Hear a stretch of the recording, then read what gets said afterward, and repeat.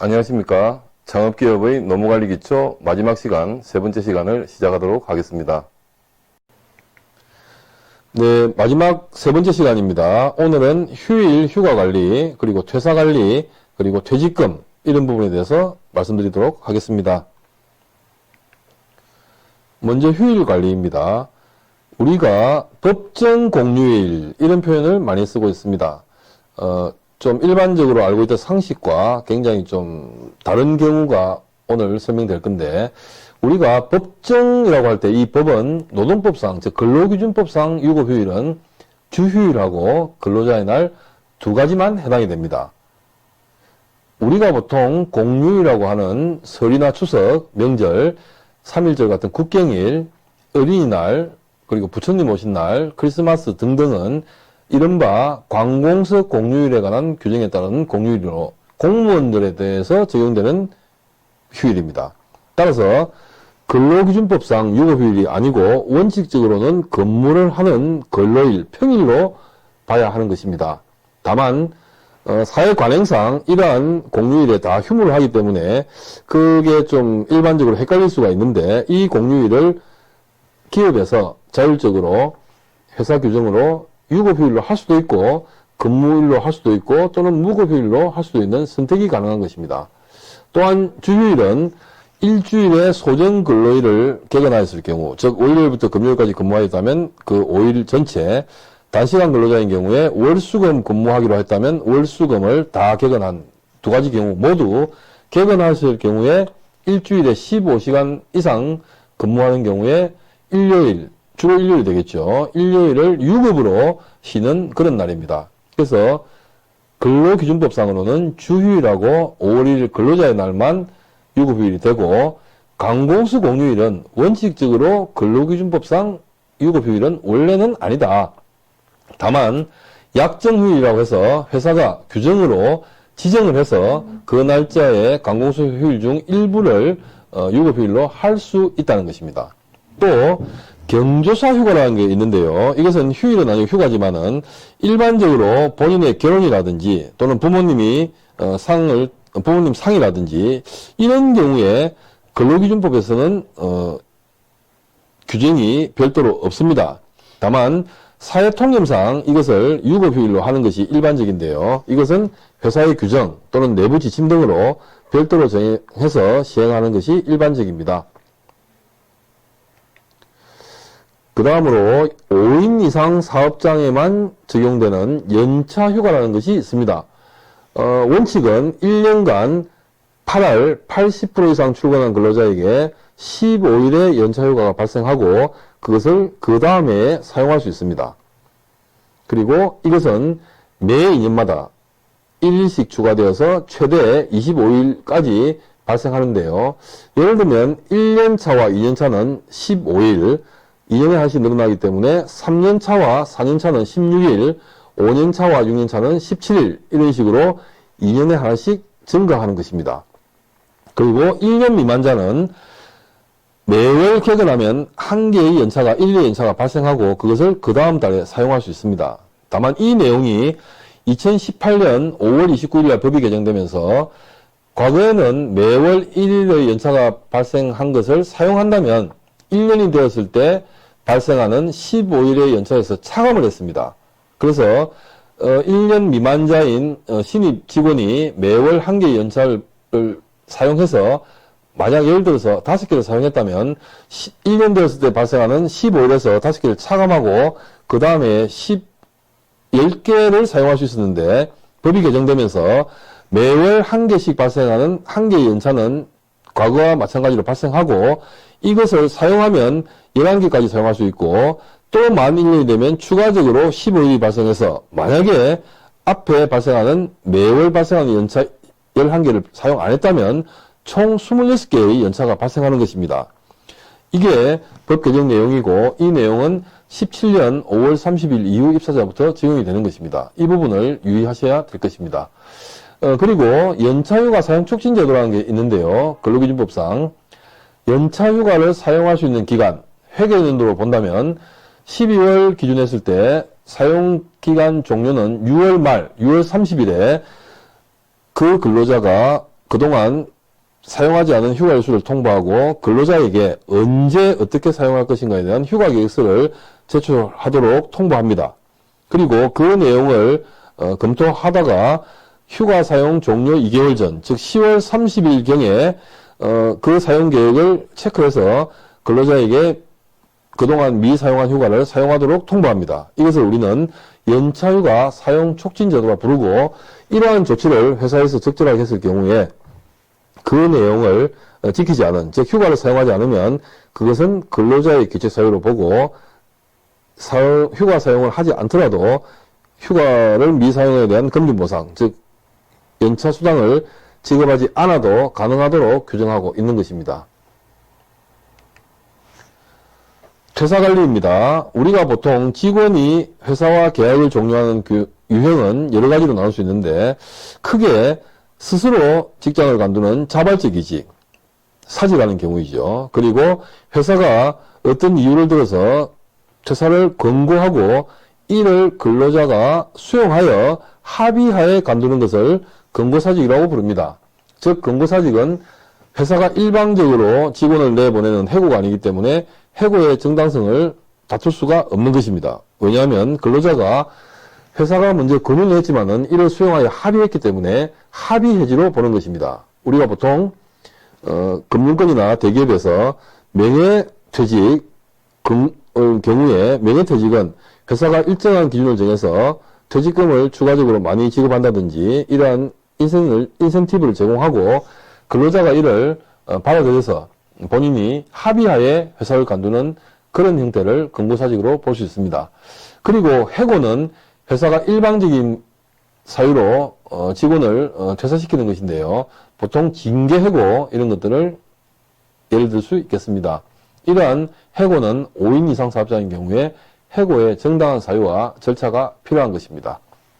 또 이러한 해고는 어떤 직원 입장에서 볼 때는 어떤 생계에 큰 타격을 받기 때문에 근로기준법상 여러 가지 제한을 두고 있는데요. 아래와 같이 근로기준법 23조는 정당한 이유 없이 해고나 정직, 감봉, 그 밖에 징벌을 하지 못한다. 즉 정당한 사유를 요구하고 있습니다. 또 하나 1회차 강의 때 말씀드린 대로 해고 금지 기간이라는 것이 있는데요. 이것은 근로자가 산재를 입고 산재 요양 기간하고 그 이후에 30일, 또 출산휴가 기간 보통 90일이죠. 그 90일 기간 플러스 30일간은 정당한 해고 사유가 있다 하더라도 해고할 수 없습니다. 다만 근로기준법에 따라서 일시 보상을 하였을 경우 또는 폐업을 한다든지 사업을 계속할 수 없는 경우에는 예외를 한다. 그래서 해고를 할 때는 해고의 정당한 사유와 해고 금지 기간을 준수하여야 하는 것입니다.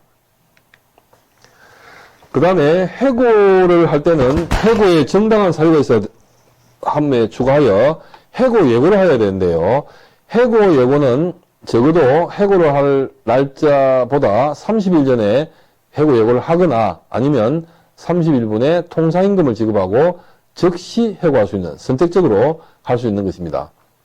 다만 이러한 해고 예고를 하였다 해서 해고의 정당성이 담보되는 것은 아니다. 바꾸어 말하면 해고수당 주고 직원을 마음대로 해고할 수는 없다는 것입니다. 해고의 정당성과 절차가 있어야 되는 것입니다. 해고 예고의 방법은 원칙적으로 서면으로 하는 것이 맞습니다. 그리고 해고를 할 때는 해고의 사유와 예를 들면 취업규칙 제 몇 조 위반 사유를 적시하고 또 언제 해고할 것이냐 날짜를 특정해야 됩니다. 따라서 잘못을 저지르면 언제든지 해고할 수 있다든지 또 어떤 조건을 따라서 해고를 예고하는 것은 무효가 되는 것입니다. 다음으로 해고 예고를 안 해도 되는 경우, 즉 해고 예고에 예외가 있습니다. 세 가지가 있는데요. 첫 번째, 입사 이후에 근로기간이 3개월 미만인 경우. 두 번째, 천재지변, 그 밖의 사유로 사업을 계속하는 것이 불가능한 경우. 세 번째, 근로자가 고의로, 실수는 아닙니다. 고의로 사업에 막대한 지장을 초래하거나 회사에 손실을 끼친 경우. 그것은 구체적으로 노동부령으로 정하고 있습니다. 다음 페이지를 보시겠습니다. 노동부령, 즉 별표에 따르면 해고 예고를 하지 않아도 되는 경우인데 다음 상황 9가지를 보시면 상식적으로 이것은 해고 예고를 안 해도 되는 만큼 근로자에게 기책 사유가 큰 것입니다. 예를 들면 근로처로부터 향응을 제공받거나 불량품을 납품받는 경우, 그리고 경쟁관계에 있는 사업자에게 정보를 제공하는 경우, 허위사실을 날조하는 경우 등등등 불법적이고 범죄 행위에 해당하는 그런 경우에 예외를 두고 있다는 것입니다. 자, 그 다음에 해고 예고 통지서 서식을 제시를 하고 있는데요. 보시면 수신 해고 예고를 받는 당사자 근로자, 그리고 발신은 회사가 될 것이고, 내용을 보시면 근로기준법에 따라 아래 사유로 언제 몇 년 몇 월 며칠부로 해고 예고를 통보합니다. 그리고 사유를 가나 다 이렇게 구체적으로 예를 들면 취업규칙, 징계사유, 제 몇 조라든지 이렇게 되어 있고, 아래에는 이 해고 예고 통보서를 수령했다는 수령증을 제시하고 있습니다. 이건 법정 서식은 아니고 참고로 할 수 있는 서식으로 볼 수 있겠습니다. 다음으로 직원이 퇴사할 경우에는 퇴직금을 지급해야 되는데요. 두 가지가 있습니다. 우리가 보통 회사의 자금으로 지급하는 법정 퇴직금, 그리고 평상시에 금융기관에 일정 금액을 이렇게 불입하는 퇴직연금이 있는데요. 오늘은 법정 퇴직금을 중심으로 설명드리도록 하겠습니다. 법정 퇴직금 같은 퇴직금은 근로자가 퇴직할 경우에 계속 근로기간이 1년 이상인 경우에 31분 이상의 평균임금을 퇴직금으로 지급한다. 이렇게 되어 있고, 예외는 반대로 1년 미만인 자, 그리고 일주일의 평균 근로시간이 15시간 미만인 자는 퇴직금 지급 대상이 아닌 것입니다. 여기서 중요한 게 계속 근로기간인데요. 퇴직금 계산할 때 적용되는 이 근로기간을 계속 근로기간이라고 하고, 계속 근로기간이 1년 이상인 경우에만 퇴직금이 발생합니다. 따라서 실제 재직기간은 입사부터 퇴사까지는 1년 이상이라 하더라도 계속 근로기간이 1년이 안 되면 그것은 퇴직금 발생 대상이 되지 않는 것입니다.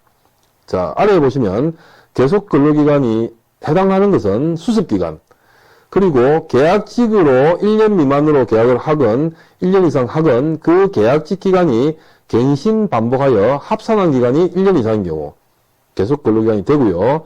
출산휴가, 육아휴직, 그 다음에 산재기간, 이 기간은 전부 계속 근로기간이 되는 것입니다. 예를 들면 입사 이후에 실제 근무한 기간은 9개월밖에 안 되지만은 출산휴가라든지 산재기간으로 일은 안 했지만은 이런 기간이 포함된다면 이런 기간을 합산해서 1년 이상인 경우에는 퇴직금이 발생하는 겁니다. 그리고 취업규칙으로 정한 개인 사유에 의한 휴직기간도 취업규칙으로 인정한다면 그것은 계속 근로기간으로 포함이 되는 것입니다. 다음으로 계속 근로기간에 포함되지 않는 기간입니다. 퇴사 후 재입사하는 경우, 다만 그 기간이 연속되는 경우에는 계속 근로기간으로 봐야 되는데, 퇴사하고 일정 기간이 경과한 이후에 재입사하는 경우, 그 경우에는 앞의 기간과 뒤의 기간을 합산하지 않는다는 얘기입니다.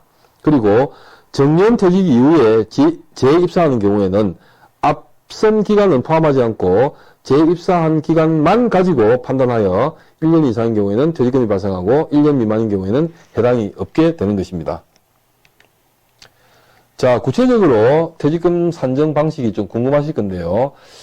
좀 전에 계산한 1일 평균임금을 기준으로 곱하기 30 곱하기 재직 일수가 되는데, 지급할 때는 퇴직소득세를 공제하고 지급하는 것입니다. 1일 평균임금은 퇴직일 직전 3개월의 평균임금 나누기 해당 3개월의 일수, 보통 90일, 1일 또는 92일이 되겠죠. 구체적으로 계산하는 방식은 고용노동부 홈페이지를 검색하시고 들어가시면 빨간색으로 표시된 부분에 퇴직금 계산기가 있습니다. 이 퇴직금 계산기를 들어가서 보시면 구체적으로 임금을 입력하는 기간도 나오고 그 기간에 대해서 임금을 얼만큼 기재하느냐 따라서 자동적으로 퇴직금이 계산되니까 한번 계산해 보시면 될 것 같습니다.